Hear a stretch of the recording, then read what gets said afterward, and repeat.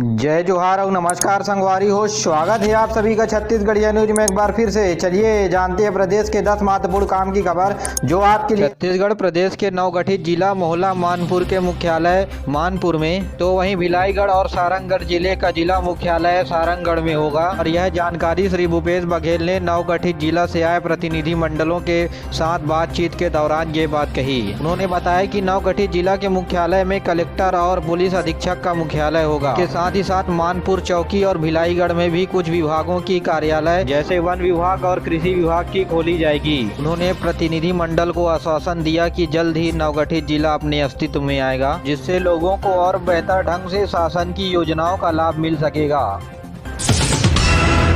सुकमा जिले में 2 माओवादी समेत 3 लोगों ने आत्मसमर्पण किया। सीआरपीएफ के डीआईजी योज्ञान सिंह और जिला के पुलिस अधीक्षक सुनील शर्मा के पास इन्होंने आत्मसमर्पण किया। इनमें से 2 नक्सलियों के ऊपर 1-1 लाख रुपए का इनाम था। तो वहीं ये नक्सली प्रदेश के कई जगहों पर कई प्रकार की गतिविधियों में शामिल रहे।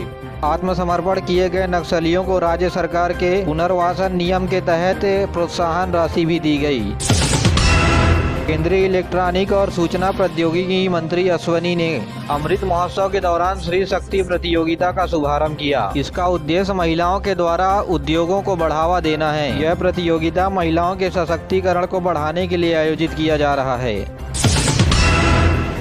छत्तीसगढ़ के स्कूलों में पढ़ने वाले विद्यार्थी अब अपनी स्थानीय भाषा में किताबों का अध्ययन कर सकेंगे। पढ़ाई को रुचिकर, सरल और सुगम्य बनाने के लिए स्कूल शिक्षा विभाग के द्वारा स्थानीय बोली में पाठ्य पुस्तक तैयार कर लिया गया है। सादरी, भतरी, दंतेवाड़ा, गोंडी, कांकेर, गोंडी, हल्बी, कुड़ुक और उड़िया भाषा के जानकार बच्चों के लिए पुस्तक तैयार कर लिया गया है और स्कूलों में भिजवा दिया गया। 1ली से 5वीं तक के विद्यार्थी उनके इलाके की भाषा में ही पढ़ाई कर सकेंगे। इसके अलावा हिंदी, छत्तीसगढ़ी और अंग्रेजी में पठन सामग्री स्कूलों में उपलब्ध करा दिया गया है। श्री नरेंद्र मोदी ने भारतीय ओलंपिक दल से 15 अगस्त 2023 तक 76 विद्यालयों में जाने का आग्रह किया, जहां खिलाड़ी स्कूलों में जाकर के 1 घंटा विद्यार्थियों के साथ बिताकर उन्हें कुपोषण के बारे में जागरूक कर तथा खेल के बारे में अवगत कराना विशेष महत्व होगा। कांकेर जिला के स्कूलों में अपने ही स्कूलों को विद्यार्थियों को अपने ही द्वारा जाति और निवास प्रमाण पत्र बांटने का काम शुरू हो गया है। बीते दिनों जिला कलेक्टर चंदन कुमार ने भानु प्रतापपुर के भानु बेड़ा ग्राम पंचायत के स्कूल से इस कार्यक्रम की शुरुआत कर दी है। इसमें शुरुआत के दिन ही पूरे जिले में 10,000 जाति निवास के प्रमाण पत्र बच्चों को बांटे गए। राजीव गांधी भूमिहीन कृषिहीन मजदूर न्याय योजना के तहत प्रदेश सरकार के द्वारा 10 लाख भूमिहीन मजदूरों को इस योजना से लाभान्वित करने का लक्ष्य रखा है। इसके लिए राजस्व एवं आपदा विभाग के द्वारा प्रदेश के सभी कलेक्टरों को निर्देश जारी किए गए हैं। योजना के अनुसार प्रति वर्ष 6,000 रुपए मजदूरों को देने की योजना सरकार ने बनाई है। इस योजना में कृषिहीन भूमिहीन मजदूरों को पहचानने और उस आधार पर वार्षिक अनुदान देने के लिए, जिससे मजदूरों की आर्थिक स्थिति मजबूत हो सके, इस उद्देश्य से शुरू की गई है। योजना के तहत अनुदान सहायता राशि लेने के लिए आवेदन पत्र के साथ राजीव गांधी भूमिहीन कृषिहीन मजदूर योजना के पोर्टल में पंजीयन करवाना अनिवार्य होगा और पंजीयन के काम आने वाले 1 सितंबर से शुरू होगी, जो 30 नवंबर तक चलेगी। प्रदेश में कोरोना संक्रमण की स्थिति में लगातार सुधार हो रहा है। औसत पॉजिटिविटी रेट गिर करके 0.14% पर आ गई है। कल प्रदेश में कोरोना संक्रमण के 56 नए मामले सामने आए। वहीं देश के 9 जिला बालोद, बेमेतरा, धमतरी, कबीरधाम, गौरेला, पिंडरा, मरवाही, गरियाबंद, सरगुजा, कोरिया और दंतेवाड़ा में कोरोना संक्रमण के कोई नए मामले सामने नहीं आए हैं। वहीं रायपुर समेत कई जिलों में कोरोना के 1-1 नए मरीज मिले हैं। वर्तमान में 1000 से अधिक मरीजों का इलाज प्रदेश के कई अस्पतालों तथा होम आइसोलेशन में चल रहा है। इनमें से 1 करोड़ 7 लाख से ज्यादा लोगों को कोरोना का पहला टीका और 29 लाख से अधिक लोगों को कोरोना का दूसरा टीका लगाया जा चुका है। राज्य में कृषि विभाग के द्वारा खाद बीज उर्वरक की विशेष रूप से निगरानी रखी जा रही है। कृषि विभाग के अधिकारी लगातार अपने अपने इलाके में छापामार कार्यवाही करते हुए लैब में बीज और खाद के गुणवत्ता की जांच कर रहे हैं। कल प्रदेश में बीज के 41 और रासायनिक उर्वरक के 81 नए नमूने अमानक पाए गए, जिसके बिक्री पर तुरंत रोक लगाते हुए संबंधित फार्म को नोटिस भेजा गया है। बीच केंद्र सरकार ने राज्य सरकार को 7 लाख मीट्रिक टन खाद की आपूर्ति अब तक प्रदेश में की जा चुकी है, जो लक्ष्य के 69% है। वहीं प्रदेश में जैविक खेती की निर्भरता के साथ ही साथ और कृषि लागत को कम करने के लिए किसान जैविक खादों में रुचि ले रहे हैं। सरकारी समितियों में निजी क्षेत्रों से प्रमाणित बीज और उर्वरक उपलब्ध कराए जा रहे हैं।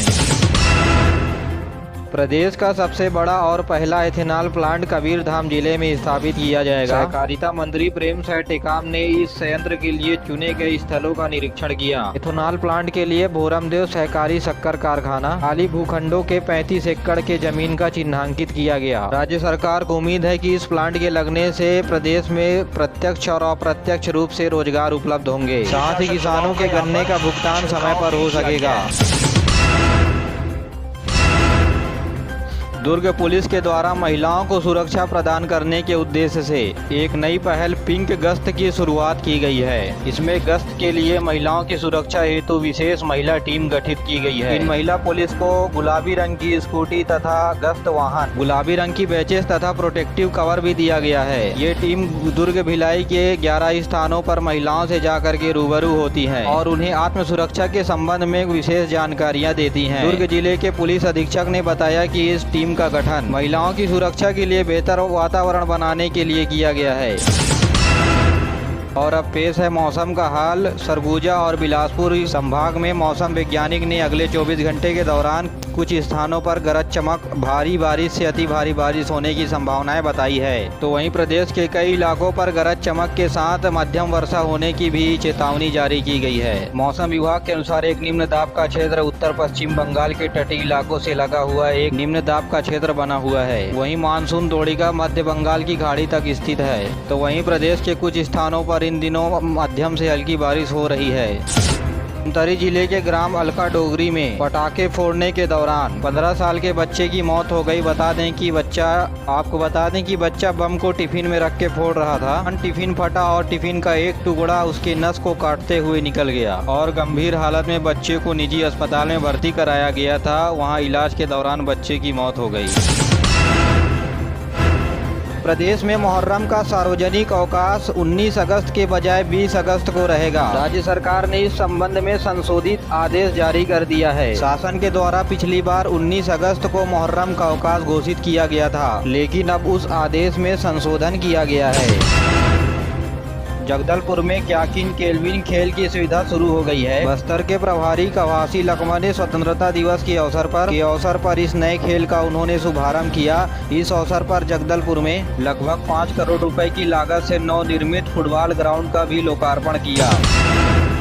बीजापुर जिले में सुरक्षा बलों ने मद्धेड़ और कोतवाली थाना क्षेत्र से 3 जनमिलिशिया सदस्य और 1 माओवादी को गिरफ्तार किया है। इसमें पकड़े गए माओवादियों से 2 बंदूक समेत 5 किलो बारूद भी बरामद किए गए हैं। वहीं एक नक्सली ने सरकार की आत्मसमर्पण नीति से प्रभावित होकर के अपने आप को सरेंडर कर दिया है।